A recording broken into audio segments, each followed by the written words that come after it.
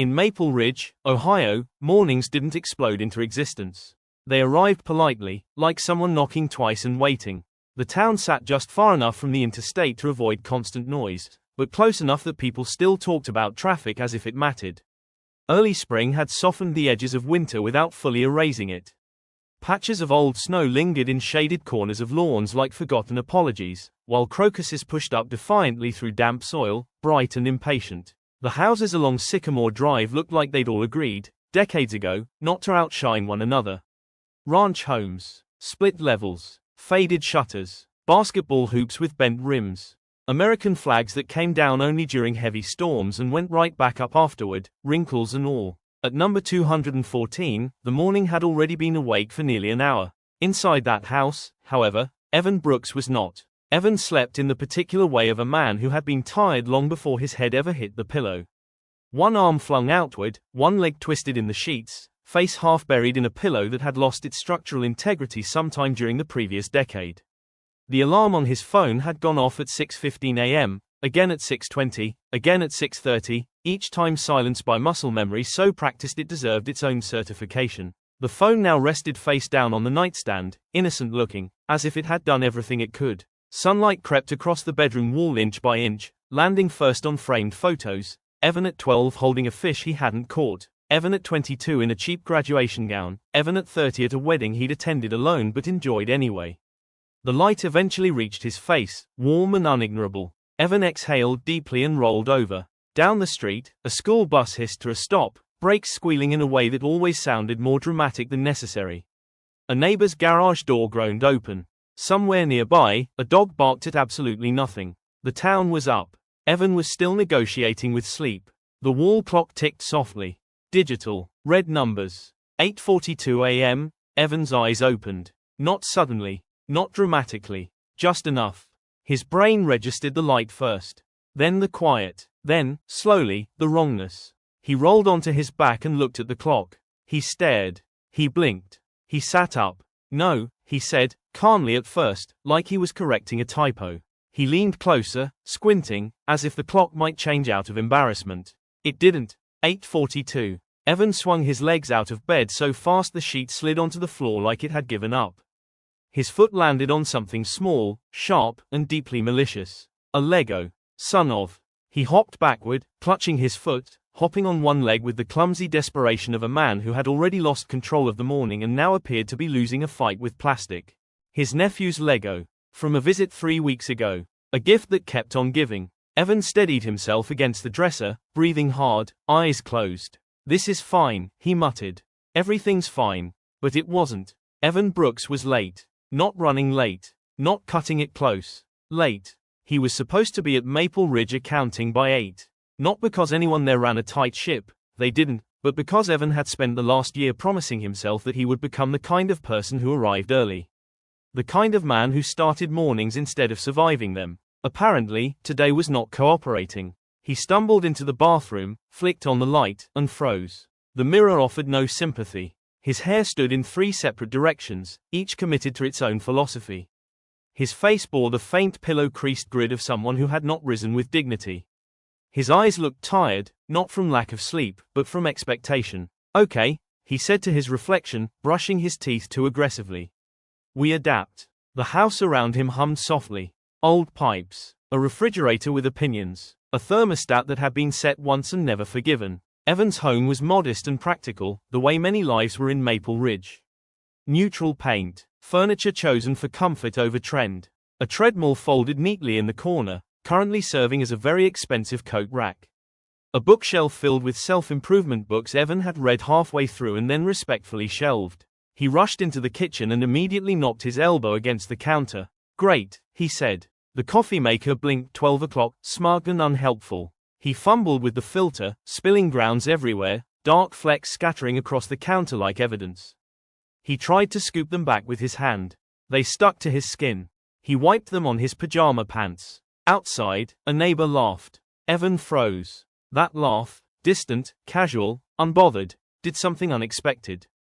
It cut through the panic. He looked at the clock again. 8:49 a.m. At this point, the damage was done. Rushing wouldn't fix it. Explaining wouldn't undo it. For the first time that morning, Evan stopped moving. He leaned against the counter, closed his eyes, opened the window. Cool spring air rushed in, carrying the smell of wet earth and new grass. Birds chirped with irritating enthusiasm. Somewhere, a lawnmower coughed to life. The world, it turned out, was not waiting for Evan. And somehow, that was okay. He poured the coffee carefully this time. Toast popped up, uneven, slightly overdone, but edible. He sat at the small breakfast table, barefoot, sunlight warming the floor beneath his feet. He took a sip. It tasted like coffee. Not urgency. Not failure. Just coffee. Evan exhaled. He was late. But he was awake now. And for the first time in a long while, he noticed the morning instead of fighting it. Outside, Maple Ridge moved on, forgiving, steady, human. And Evan Brooks sat there, quietly realizing that maybe the day hadn't been ruined. Maybe it had just started differently. By the time Evan Brooks pulled into the parking lot of Maple Ridge Accounting, the sun had climbed higher, losing the gentleness it carried earlier and settling into something brighter and more confident. The building itself was unremarkable, a low brick structure with tinted windows, a modest sign, and a row of cars whose owners preferred reliability over flash. It looked like exactly what it was. A place where people showed up, did careful work, and went home without expecting applause. Evan shut off the engine and sat there for a moment. He didn't rush out. That alone felt new. Normally, arriving late came with a soundtrack in his head, internal lectures, imagined disapproval, hypothetical conversations that never happened but somehow still exhausted him. Today, the soundtrack was quiet. Not silent. Just manageable. He stepped out of the car, adjusted his jacket, and walked toward the entrance. The automatic doors opened with a soft mechanical sigh, like even they were tired of overreacting. Inside, the office smelled faintly of copier toner and cinnamon. Someone had brought donuts again, a fact Evan confirmed when he saw the familiar pink box on the breakroom counter. Linda Perez, the office manager, stood nearby pouring coffee into a mug that read World's OKAYEST Boss. She looked up when Evan walked in. Morning, she said, checking the clock. Or, still morning, technically. Evan smiled sheepishly. I overslept. Linda nodded, completely unbothered. Happens. She slid a donut box toward him. Blueberry or chocolate? The question caught him off guard. No lecture. No raised eyebrow. No passive-aggressive comment about professionalism. Just donuts. Blueberry, he said. Good choice, Linda replied. They're running out faster. Evan took the donut and realized something unsettling. Nothing bad was happening. He went to his desk, logged in, and started working. Numbers lined up the way numbers always did.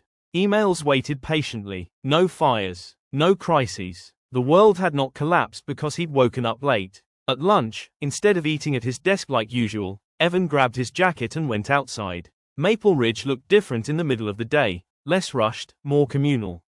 The sidewalks downtown were dotted with familiar faces. Carl Thompson, retired mechanic, sat on a bench feeding birds despite a posted sign requesting he absolutely not do that. Emily Watkins, high school senior, sketched storefronts in a notebook while waiting for her shift at the cafe. Evan walked without a destination. He noticed chalk drawings on the sidewalk, hopscotch squares uneven but enthusiastic. He noticed flowering trees he'd driven past for years without registering. He noticed how many people waved, even if they didn't know him well. The town wasn't fast. It was attentive. That night, back home, Evan did something he hadn't done in years. He wrote. Not goals. Not deadlines. Not self-improvement manifestos. He wrote rituals. Coffee by the window. Stretching before checking the phone. 5 quiet minutes with no input. He taped the list to the fridge. The next morning, the alarm went off. Evan woke up. Not startled. Not panicked. He sat up, stretched, and felt something unfamiliar settle into place. Trust. Not in perfection, but in recovery. Outside, Maple Ridge greeted the day again. And Evan Brooks, once behind schedule, found himself right on time. When Evan Brooks oversleeps on a quiet spring morning in Maple Ridge, Ohio, panic threatens to derail his day. But instead of rushing, Evan pauses, discovering that the world doesn't collapse when routines fail. Through small-town kindness, unexpected calm, and a shift from perfection to presence, Evan transforms a late start into a blueprint for healthier mornings. The story blends humor and motivation, showing that progress often begins not with discipline, but with forgiveness. Like and subscribe if you want to be happy and motivated.